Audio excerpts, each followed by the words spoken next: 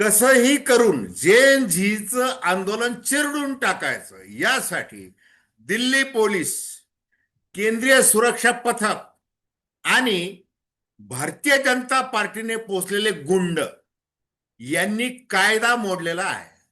मग आता ज्यांनी आंदोलनजीवी, परजीवी असे शब्द बेरोजगारांच्या बाबतीत वापरले होते, ते सरन्यायाधीश सर्वोच्च न्यायालयाचे सूर्यकांत हे आता सुमोटो दाखल करून या निष्पाप विद्यार्थ्यांना, त्यांच्या पालकांना न्याय देणार का, हा या क्षणाचा प्रश्न आहे.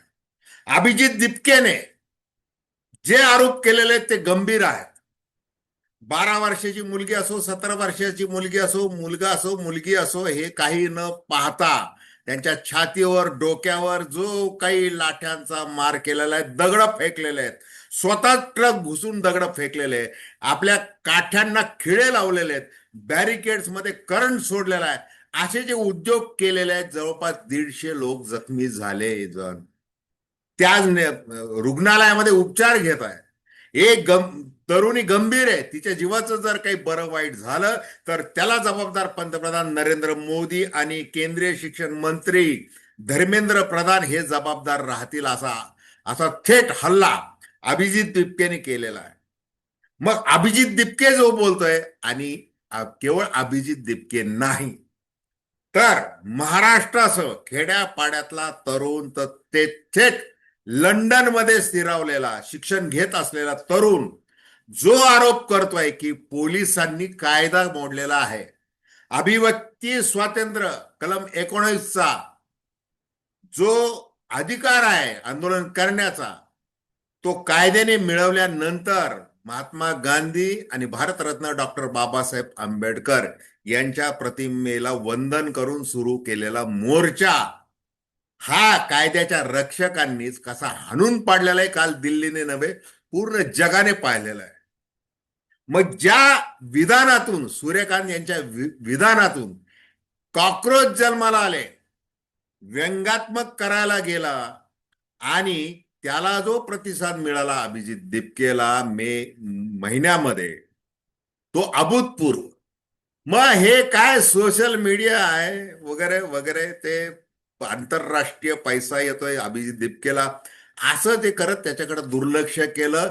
संवादाची जी प्रक्रिया, एकही शब्द वापरला गेला नाही. उलट सौरभ दास आणि रांका या विद्यार्थ्यांना डांबून ठेवलं. 2 तास 5 मिनिटं वेळ दिला, त्यांचे मोबाईल हॅक केले आणि फूट पाडण्याचा प्रयत्न केला आंदोलनकर्त्यांमध्ये. सोनम वांगचुक यांनी काल चिठ्ठी लिहिली, त्याच्यामध्ये धर्मेंद्र प्रधान यांचा राजीनामा हवा की नको याचा उल्लेख केला नाही. त्यांच्यावर काही दबाव आणला गेलेला आहे का याची शंका आहे. आपण हे सगळं बाजूला ठेवू. आता एक लक्षात घ्या, ज्या वेळेला 2011 मध्ये अण्णा हजारे रामलीला मैदानावर उपोषण करत होते, रात्री 1 वाजता सगळे झोपेमध्ये होते आंदोलक, त्यावेळेला पोलिसांच्या लाठ्या बरसल्या. आणि मग तेव्हा सर्वोच्च न्यायालयाने सुमोटो करून पोलिसांचे कान पकडले, उडभाषा घालायला लावल्या, अनेक त्यांच्यावर आरोप निश्चित केले. मग आता आपल्या सत विवेक बुद्धीला स्मरून सरन्यायाधीश सूर्यकांत हे याचिका दाखल करून घेणार का, आणि त्यांच्या समोर जे शेकड्याने, हजारोने जे पुरावे समोर आलेले आहेत व्हिडिओच्या माध्यमातून, ते ग्राह्य धरून ते असं काही आपली न्यायबुद्धी ते दाखवून देणार का, याविषयी आपण थेट विश्लेषण करू. नमस्कार, जय महाराष्ट्र. मी डॉक्टर अनिल फळे. माझी आपल्याला विनंती की चॅनल सबस्क्राईब करा, सबस्क्राईबचं बटन दाबावं आणि आपली प्रतिक्रिया बिनधास्तपणे नोंदवावी. हे बघा, मी एक पत्रकार म्हणून, एक स्वतंत्र पत्रकार म्हणून, तटस्थ पत्रकार म्हणून एक जबाबदारीने असं हे विधान करतोय. सर्वोच्च न्यायालय हे न्याय देणारं सर्वोच्च व्यासपीठ भारतीय घटनेनुसार आहे. आणि आता या न्यायालयाकडून काय न्याय मिळतोय याची वाट लोक बघत आहेत. का बघत आहेत? आम्ही कायद्याचे पालन करणारे आहोत. तुम्ही जर संसदेवर थेट येणार असाल, जर घुसणार असाल तर आम्ही काय करू, तुम्हाला तिथं त्या परिघामध्ये येण्याच्या आधीच काय करू, तुम्हाला तुमच्यावर गोळ्या झाडू, जागेवरच मारून टाकू. काल ते मोदी सरकारने काल ते दाखवून दिलं संसदेच्या आवारामध्ये. म्हणजे टिअर गॅस आहे, पाण्याची पाईप आहे, इथपर्यंत ठीक आहे हो. तुम्ही लष्करच तैनात केलं. त्या एका कृतीतून काय दाखवून दिलं की आम्हाला कशाचीच पर्वा नाही आणि तुम्हाला अधिकार आहे. संसदेचं रक्षण करणं हा अधिकार आहे, कायद्याने अधिकार आहे. आणि शेवटी तुम्ही रक्षण करणार नाही त्या अर्थाने आंदोलकांना रोखण्यासाठी, तर मग कोण करणार हा देखील प्रश्न. बाजू दोन्ही खऱ्या. पण ज्या वेळेला पंतप्रधान नरेंद्र मोदी संसदेचं अधिवेशन सुरू करताना आपल्या खास सरकारी चॅनलला संबोधित करतात आणि देशाला मंत्र देतात की युवकांचा कसा सहभाग आहे, अंतरिक्षामध्ये त्यांनी कसं स्टार्टअप आणि नेलेलं आहे, भारताचा तिरंगा तिथं कसा फडकावलेला आहे, कौतुक करतात. पण त्याच क्षणाला जे हजारो नव्हे तर लाखो युवक प्रश्न विचारत होते परीक्षा पद्धती सुधारणेविषयी आणि ज्या मुलांचं नुकसान झालेलं आहे, ज्यांच्या 20 आत्महत्या झालेल्या आहे, त्यांच्या नुकसान भरपाईविषयी, आणि मुख्य म्हणजे याला जो जबाबदार मंत्री आहे धर्मेंद्र प्रधान, त्याचा राजीनामा द्या, हे विचारत होते. त्याच्याबद्दल पंतप्रधान नरेंद्र मोदी यांना एक शब्दही बोलता आला नाही. मन की बात केली. मग आज बघा हे आंदोलन थांबलेलं नाही. ते थांबणार नाही जोपर्यंत धर्मेंद्र प्रधान यांचा राजीनामा घेतला जात नाही तोपर्यंत. आता रामलीला मैदानाची आठवण यासाठी मी काढलेली की तुलना केली जाते साधारणतः की बघा अण्णा हजारे, त्याच्यानंतर ते बाबा रामदेव कसे ते पंजाबी ड्रेस घालून गेले, इतकं ते त्यांना असं महिलांचा वेळ घालून त्यांना पळावं लागलं, इतकं त्यांना करावं लागलं. ते का करावं लागलं, कारण त्यावेळेचं काँग्रेसचं जे सरकार होतं, युपीएचं जे सरकार होतं, ते देखील असंच वागलं होतं वगैरे वगैरे, असं ते सगळं सांगितलं जात आहे. खरं आहे ते. सरकार कुणाचंही असो, जर अभिव्यक्ती स्वातंत्र्याच्या चौकटीत राहून जर आंदोलन होत असेल तर त्याला अनुमती देणे, पण तसं न करता ते आंदोलन चिरडणे, आंदोलन सुरू व्हायच्या आधीच चिरडणे, हा मोठा गुन्हा आहे. आणि तो सरकारने काल केलेला आहे. ते सगळं दिसलेलं आहे. अभिजित दिपकेचा जो मुख्य टेम्पो जो होता ज्याच्यामध्ये तो संबोधित करत होता, त्या टेम्पोच्या जवळ एकही आंदोलकाने जाऊ नये यासाठी ज्या लाठ्या बरसवल्या गेल्या, डोके फोडले गेले आणि पत्रकारांनी प्रयत्न केला, त्यांनाही ठोकण्यात आलं. मुंबई तकची धाडसी पत्रकार, युवा पत्रकार अनुजा धाकरस, हिने जे धाडस केलं त्याचं देशभर कौतुक होत आहे. निखिल वागळे असतील, अनेक पत्रकार असतील, युवराज मोहिते असतील, अनेक पत्रकार महाराष्ट्रातले तिथं ऑन दी स्पॉट रिपोर्टिंग करतात. मग सेलिब्रिटी प्रकाश राज असतील, शबाना आझमी असेल, नसीरुद्दीन शाह असतील. मग हे तर काय भारतीय जनता पार्टीच्या विरुद्ध, मोदींच्या विरुद्ध बोलणारे नेहमीचे आपले पोपट आहेत, त्यांचं काय एवढं मनावर घ्यायचं असा प्रश्न विचारला जातोय. पण ते ज्या पद्धतीने योग्य मुद्द्यावर बोट ठेवून गुद्दा मारतात त्याचं उत्तर मात्र कुणाला देता येत नाही. मग आता ही जी दंडेलशाही आहे याचे नेमके काय गोष्टी आहेत आणि 2011 मध्ये काय घडलं होतं ते पुन्हा एकदा मी वाचतोय, अवश्य ऐका. अण्णा हजारे यांनी जन लोकपाल बिलसाठी रामलीला मैदान उपोषण सुरू केलं 5 जून 2011 रोजी. रात्री हजारो लोक शांततेने झोपले होते. दिल्ली पोलिसांनी रात्री 1 वाजता अचानक सेक्शन 144 CRPC लागू करून लाठीचार्ज, टिअर गॅस आणि वॉटर कॅनॉनचा वापर केला. हिंसा, आंदोलक, पत्रकार आणि सामान्य लोक जखमी झाले, काहींना अटक झाली आणि अण्णा हजारे यांना ताब्यात घेतले. सार्वजनिक रोष यामुळे मोठा वाद झाला आणि सुप्रीम कोर्टाने स्वतःहून सुमोटो याचिका दाखल करून घेतली. आता बघा, ती घेत असताना काय विचारलं सुप्रीम कोर्टाने, पोलीस कारवाई वैध होती का, was the police action legal and proportional, शांततापूर्ण जमाव हक्क, आर्टिकल 19(1)A आणि 19(1)B, अभिव्यक्ती स्वातंत्र्य आणि जमाव स्वातंत्र्य. त्याच्यानंतर article 21 life and personal liberty मानवी हक्क, पोलीस जबाबदारी आणि एक्सेसिव्ह फोर्सचा वापर. आता सर्वोच्च न्यायालयाने काय दिलं होतं? त्यावेळेला जस्टिस होते B.S. चव्हाण आणि स्वतंत्र कुमार.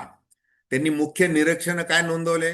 शांततापूर्ण आंदोलन हे मूलभूत अधिकार आहे. पोलिसांनी मिनिमम फोर्सचा वापर करावा लास्ट रेझॉर्ट म्हणून. रामलीला मैदानावरील कारवाई अनावश्यक आणि अनुपातिक डिस्प्रपोर्शनेट होती. आंदोलक शांत होते. रात्री अचानक हल्ला केला गेला. सेक्शन 144 लागू करणे वैध पण अंमलबजावणी चुकीची. पोलीस आणि सरकार यांच्यावर टीका केली. Democracy allows dissent but it must be peaceful. हे केलेलं आता बऱ्याच गोष्टी आहेत, गाईडलाईन बऱ्याच दिलेल्या आहेत. काय गाईडलाईन आहेत? प्रोपोर्शनॅलिटी टेस्ट फोर्स आंदोलनाच्या स्वरूपानुसार असावा. प्रायर नोटीस आंदोलकांना आधी सूचना द्यावी. व्हिडिओ रेकॉर्डिंग पोलीस कारवाई रेकॉर्ड करावी. मेडिकल एड जखमींसाठी तातडीने मदत. अकाउंटेबिलिटी चुकीच्या कारवाईसाठी पोलीस अधिकारी जबाबदार. आता ह्याच गोष्टी घ्या ज्या अण्णा हजारेंच्या वेळ त्या सुमोटो दाखल करून जे काही सांगितलं, ज्या गाईडलाईन दिल्या, जे निर्देश दिलेले ते पाळणं या सरकारचं काम नाही का? आहे ना. मग आता एक एक मुद्दा घ्या लक्षात. प्रोपोर्शनॅलिटी टेस्ट फोर्स आंदोलनाच्या स्वरूपानुसार असा. किती फोर्स होता हो? आधी तर तुम्ही असं अभिमानाने सांगितलं का अभिजित दिपके यांना आम्ही आंदोलन करून देतोय, ते बोस्टनहून आलेले आहेत, मग त्यांना 5 मिनिटांमध्ये आम्ही परवानगी दिलेली आहे, त्याच्यात एवढं काय खायचं. आणि मग आज तुमच्यावर जी वेळ आलेली आहे कारण तुम्ही गेलंच तसं. मग ते जे तुम्हाला जे वाटत होतं की 200 2000 लोकच आहे, अमुक आहे तमुक आहे, काल किती लाख लोक जमले? का जमले? ते कुणाच्या निशब्दपणामुळे विसंवादामुळे जमले? तुमच्यामुळे जमले. मग आता फोर्स किती लावावा? म्हणजे केंद्रीय सुरक्षा पथक ठीक आहे, अगदी निमलष्कर दल ठीक आहे, साधे पोलीस ठीक आहे, पण तुम्ही जे गुंड घुसवले, गुंड पोलिसांच्या वेशामध्ये गुंड घुसवले, जबाबदारीने बोलतोय. याचे व्हिडिओ जे आलेले आहेत ते सरन्यायाधीश सूर्यकांत तुम्ही अवश्य बघा. पोलिसांचा वेश घालून जे गुंड आलेत, त्याच्यानंतर साध्या वेशामध्ये आम्ही पोलीस आहोत असं सांगून लाठीमार करणारे, लाथाबुक्क्यांनी हाणणारे जे गुंड आहेत, हा फोर्स कोणता? याची चौकशी कोण करणार? न्यायालय नाही करणार तो कोण करणार? हा प्रश्न आहे. त्याच्यानंतर प्रायर नोटीस. तुम्ही काय सांगितलं आंदोलकांना? की तुम्ही जंतर मंतर ते केरळ भवन एवढा मोर्चा काढू शकता, साधारणतः 1-1.5 किलोमीटरचं ते अंतर. ठीक आहे. मग ते मोर्चा चालू असताना तुम्ही ज्या पद्धतीने कारवाई केलेली आहे, त्या तुम्ही जी परवानगी दिली त्यानुसारच तो टेम्पो सुरू होता. आणि मग जसं सुरुवातीला सांगितलं, काय केलं ते टेम्पोच्या अवतीभोवती? 1 किलोमीटर तरी नीट जाऊ दिलं, आणि जो जवळ येईल त्याला बदलून काढलेला आहे, डोके फोडलेले. नंतर व्हिडिओ रेकॉर्डिंग पोलीस कारवाई रेकॉर्ड करावी पुराव्यासाठी. अहो कशाचं रेकॉर्डिंग करावं? अभिव्यक्ती स्वातंत्र्य आहे, मुस्कटदाबी आम्ही करत नाही माध्यमांची. आणि काल तुम्ही जे सगळं इंटरनेट एकदम जाम करून टाकलं, मोबाईल जॅमर लावले, त्यांनी काय साध्य केलं? सीसीटीव्ही हे बंद केले. हे कुणी उद्योग केले? हे आंदोलकांनी केले, विद्यार्थ्यांनी केले, त्या निष्पाप मुलांनी केले, का त्यांच्या पालकांनी केले, का वयोवृद्ध देखील काही तिथं आले होते त्यांनी केले? कुणी केलं हे बंद? व्हिडिओ कुणी बंद केले? हे न्यायमूर्ती सरन्यायाधीश सूर्यकांत हे विचारणार का आता मोदी सरकारला? हा प्रश्न आहे. त्याच्यानंतर मेडिकल एड जखमींसाठी तातडीने मदत. काही ठिकाणी अँब्युलन्स दिसल्या, आधी स्वतःच मारायचं. जसं अभिजित दिपकेने सांगितलं की त्या मुलीच्या छातीवर मारलं, अमुक गोष्टी केल्या प्रचंड, आणि किती मुली बाळींवर अत्याचार केलेला आहे. म्हणजे निर्भया आंदोलन ज्या वेळेला झालं होतं त्यावेळेला जे कायदे कडक करण्यात आले महिलांच्या सुरक्षेसाठी, मग आता हे जे झालेलं आहे त्याच्यामध्ये काय? बरं, इथं महिला पुरुष करण्याचा प्रश्नही नाही. तुम्ही दिसेल त्याला हाणलेलं आहे. हे काय उद्योग केलेला आहे? आणि मग तात्पुरती एखादी नावापुरती अँब्युलन्स दाखवलेली आहे. कारण कुणी जर तिथं जीवानिशी मेलं तर जबाबदारी फास कुणाला लागणार? तुम्हालाच लागणार आहे. कारण या आंदोलकांच्या हातात काय होतं हो? त्यांच्या बॅग्स, कॅरी बॅग्स म्हणा किंवा बाकीचं जे अत्यावश्यक जे साहित्य आहे, म्हणजे पाठीवर लटकवलेलं तेवढं सोडलं तर काय होतं त्यांच्याकडे? बंदुका होत्या, दगड होते. दगड तर तुम्ही ट्रक भर आणले. आणि तुमचे सगळे सुरक्षा जवान वगैरे मस्त मारतात ते फोटो, ते व्हिडिओ. हे न्यायमूर्ती सूर्यकांत हे बघणार का? हा प्रश्न आहे. अकाउंटेबिलिटी, चुकीच्या कारवाईसाठी पोलीस जबाबदार राहतील. मग जबाबदार पकडणार का? सगळे पुरावे समोर आहेत आता. प्रश्न हा आहे. मग आता जे काही 150च्या वर जे ऍडमिट आहे त्यांच्यावर उपचार चालू आहे. सोनम वांगचुक यांनी जाहीर केलेलं आहे की माझं उपोषण कायम राहणार आहे. त्याच्यानंतर अभिजित दिपके यांचं जे व्यासपीठ तोडून वाढून रात्रीतून त्या जंतर मंतर वरचं काढून टाकण्यात आलं, हा बेकायदेशीरपणा आहे की नाही? आंदोलकांनी जाहीर केलंय का आमचं आंदोलन संपलेलं आहे? त्यांनी कायद्यानुसारच सुरू केलेलं आंदोलन आहे ना? त्यांनी कुठली हिंसा केलेली आहे का? बरं, आता कसं आहे, राजकीय राजकीय गोड. भारतीय जनता पार्टीचे किती पदाधिकारी, पालक या मोर्चामध्ये ढसा रडत होते, हे पाहिलं नाही का सरकारने?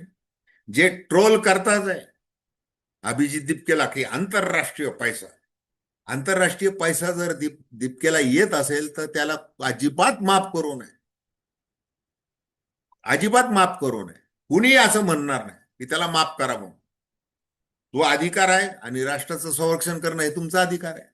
मग तुम्ही ज्या पद्धतीने हिंदू मुस्लिम हिंदू मुस्लिम हिंदू मुस्लिम डोके फोडा आणि मग राष्ट्रभक्ती देशभक्तीचं काय ते प्रमाणपत्र द्यायला सगळे अंधभक्त तयार. थोडी तरी लाज वाटली पाहिजे हो.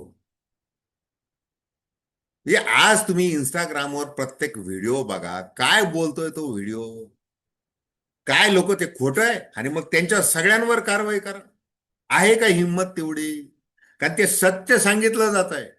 बरं, नुसतं शब्दांचे बुडबुडे नाहीत, पुरावे दिले जात आहेत व्हिडिओ.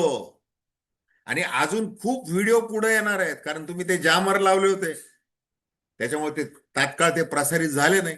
आता त्याची संख्या वाढत चाललेली. मग हे सगळे पुरावे आता सरन्यायाधीश सूर्यकांत ज्यांना झुरळ म्हणालेले आहे त्यांच्या रक्षणासाठी एक राष्ट्रीय कर्तव्य म्हणून, न्यायबुद्धीने म्हणून सुमोटो दाखल करणार का? हा प्रश्न जबाबदारीने एक पत्रकार म्हणून विचारतो. तुम्हाला काय वाटतं? तर खूप खूप धन्यवाद. हा व्हिडिओ आपल्याला आवडला असेल अवश्य शेअर करा, सबस्क्राईब करा आणि आपल्या प्रतिक्रिया बिनधास्तपणे नोंदवा. धन्यवाद.